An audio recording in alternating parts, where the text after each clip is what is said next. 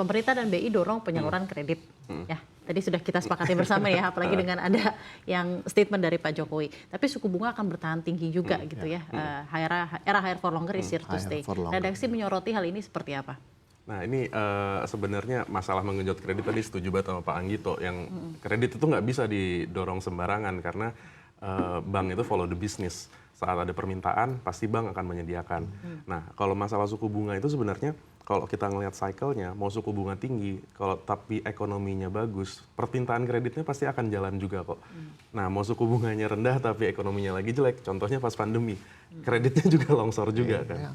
Artinya suku bunga itu sebenarnya bukan komponen yang terlalu sensitif buat si perbankan, tapi lebih ke faktor di ekonominya, di ekonomi realnya. Saat ada demand, mereka pasti akan supply kok. Ya. Jadi memang tidak akan terlalu berpengaruh ya, apalagi kenaikannya 25 basis poin dan juga memang sudah ada pernyataan dari Pak Periwarjo ya, memang ini akan tetap ditahan di 6% untuk suku bunga ini sendiri ya, dan ini tidak akan terlalu memberikan sentimen yang seperti apa. Tapi seperti apa editor CNBC Indonesia melihat keadaan sektoril di Indonesia saat ini dengan ada begitu banyak ketidakpastian global dan lain-lain? Ya, kalau kita ngelihat dari permintaan kreditnya sendiri, itu memang beberapa sektor itu masih agak sulit nanjaknya, seperti di pertambangan, mungkin karena pengaruhnya dari harga komoditas. Tapi kalau di pengolahan itu masih ada pertumbuhan, perdagangan jasa juga kayaknya mulai rebound, tapi belum setinggi sebelum-sebelumnya pertumbuhannya. Nah mungkin di antara 3 sektor itu, dan satu lagi di properti, di KPR itu masih jalan juga untuk permintaannya. Nah mungkin di sektor-sektor itulah yang masih bisa dioptimalkan lagi. Tapi yang sektor lain mungkin masih kita wait and see dulu kali ya.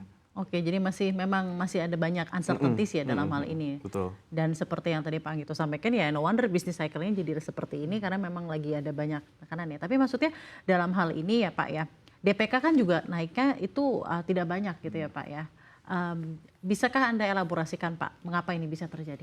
Ya, sebetulnya kalau di dalam teori ekonomi kan ada pendapatan dikurangi konsumsi ya. Baru sisanya adalah residualnya saving atau tabungan ya. Jadi ya ada 2 hal nih, satu pendapatan yang nggak terlalu tinggi dibandingkan dengan tahun yang lalu ya kan. Kemudian yang kedua ya kebutuhan konsumsi tinggi karena inflasi kan. Jadi yang masuk ke sebagai tabungan itu ya turun mestinya dengan sendirinya. Tapi saya tertarik dengan sampaikan Mas David tadi, yaitu money follow business. Kalau saya sebut money follow function. Ya. Udah biarkan aja. Jadi yang digerakkan ya iklim investasinya. Jangan bank dorong-dorong untuk iklim investasinya. Iklim bisnisnya yang tumbuhkan. Tapi nggak bisa ujuk-ujuk juga. Ini kan kita baru recover dari COVID ya.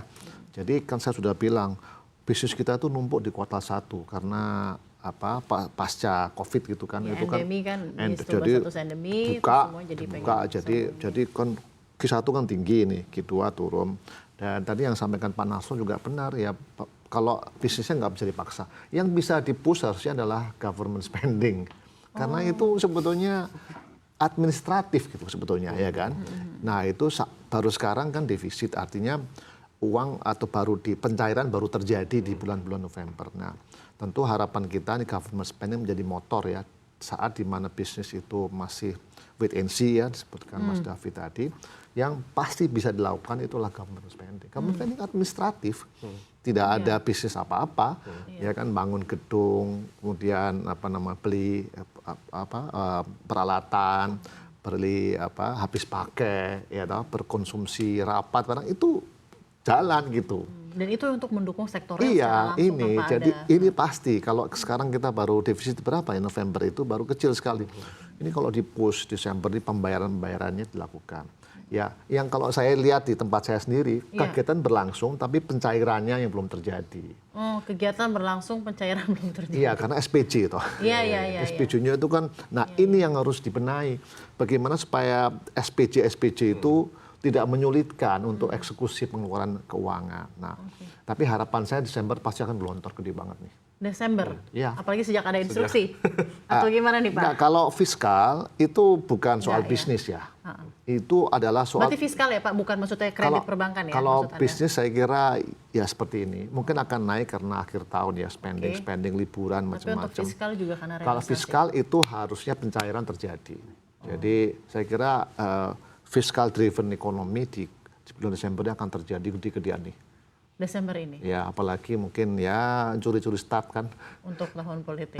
Curi start juga bisa. Tapi inflasi juga pasti akan naik berarti dia. Iya, karena demand pull ya kan, dari permintaan. Ya nggak apa-apa, itu makanya tadi kan 2,8 ya. 2,83 tadi ya. Ya harapan kita kan masih plus minus 1 ya, Iya. jadi masih acceptable lah kalau 3%, around 3% sudah cukup bagus. Cuman ya sekarang orang lagi mikir-mikir nih mau pergi rekreasi hujan begini juga kepikiran gitu Iya, ya. iya. Jadi tapi ya insya Allah kan orang udah nahan cukup lama, mudah-mudahan Desember ini months of spending. Months of spending. Ya tidak hanya dari government, tidak hanya dari swasta, tapi juga hopefully consumer ya Pak ya. Harapan saya yang paling gede ya government driven lah gitu. Government biasanya kan bulan Desember tuh ada rapat-rapat, Iya, ada iya, iya. aktivitas spending, bantuan sosial keluar semuanya, kegiatan-kegiatan kementerian. Itu mudah-mudahan bisa dicairkan dan bank bisa bergerak lah gitu, bank bergerak. Oke. Tapi sekali lagi jangan dipaksakan untuk melebihi kemampuan bisnisnya. Oke, Kalau jangan. bisnisnya cuman segitu ya sudah, ini kan bisnis cycle ya. Tapi government driven itu is a must ya. Oke, ini pertanyaan akan saya tunjukkan singkat saja jawabnya mungkin Pak Ya. Anggito dan juga Mas Davi, maaf karena keterbatasan durasi. Di satu sisi BI ingin menjaga stabilitas rupiah dengan menerbitkan beberapa instrumen ya. Tapi satu sisi lain juga sektor real ini relatif sepi karena uang perbankan quote unquote banyak yang digunakan untuk beli instrumen BI. Nah, harus bagaimana? Saya kira sekali lagi ya, dana itu mengikuti bisnis ya. Jadi jangan dipaksakan untuk menggelontorkan uang apabila bisnis itu tidak bergerak. Yang bisa digerakkan sekarang ini adalah fiskal. Itu jelas bisa Fiskal, digerakkan oke. karena itu administratif, masalah pencairan coba di streamlining supaya mudah. Nah, yang kedua tentu BI menjaga stabilitas supaya nilai tukar itu bisa kembali minimal menguat lah ya, menguat. Dan kemudian bisnis-bisnis lakukan sesuai dengan target tahunannya. Tapi sekali lagi tidak wise kalau bisnis itu dipaksa, apalagi pemegang saham ikut-ikutan ya. Itu jadi instruktif dan itu membuat bank jadi nervous ya. Tapi ekspektasi sampai akhir tahun kira-kira Desember ini berarti fiskal akan Gelontor ya, gelontor. Kalau saya yakin, kalau saya kan juga pengguna anggaran ya, Iya, iya. itu aktivitas sudah jalan, Oke, cuman SPJ-nya belum dilakukan. terakhir dari Mas Davi singkat saja Mas. Iya, kalau kita lihat memang pertumbuhan surat berharga tertinggi itu di bank swasta ya. Sejumlah bankir bank swasta itu menyatakan kalau mereka ingin menyalurkan kredit, tapi masalahnya permintaannya lesu. Nah, saat permintaannya lesu, kalau mereka paksa, itu nantinya takutnya jadi NPL. Iya, Nah, NPL. itulah kenapa akhirnya, tapi mereka juga punya kewajiban untuk bayar bunga-bunga deposito dan simpanan tabungan masyarakat kan. Nah, akhirnya salah satu opsinya ya dia larilah ke instrumen-instrumen dari Bank Indonesia dan Kemenq. Oke, Nah, itu akhirnya kira-kira seperti itulah cycle bisnis yang terjadi saat ini. Berarti diharapkan akan membaiki di Desember ini ya Ya. dengan dukungan dari government spending seperti yang tadi disampaikan.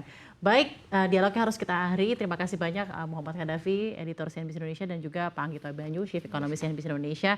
Diskusi di pagi ini begitu menarik. Sehat dan sukses selalu untuk Mas Davi dan juga Pak Anggito.